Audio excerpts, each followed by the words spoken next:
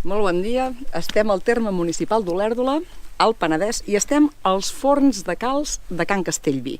Ja sabeu que la calç serveix per desinfectar, per fer morter, per encalar les façanes. Aquests daten del 1899 i diuen que tenien producció contínua, que treballaven 24 hores al dia, amb la qual cosa això de l'explotació de la mà d'obra ja veieu que ve de lluny. Però, què hem descobert nosaltres? Us ensenyarem una de les xemeneies i us explicarem per què servien aquestes xemeneies tan altes. Mireu, mireu. Ara us ho expliquem. El tema és que a través de les xemeneies hi havia tanta fumarada que els empresaris van decidir fins i tot vendre el fum. I sabeu què van inventar-se? Les cortines de fum!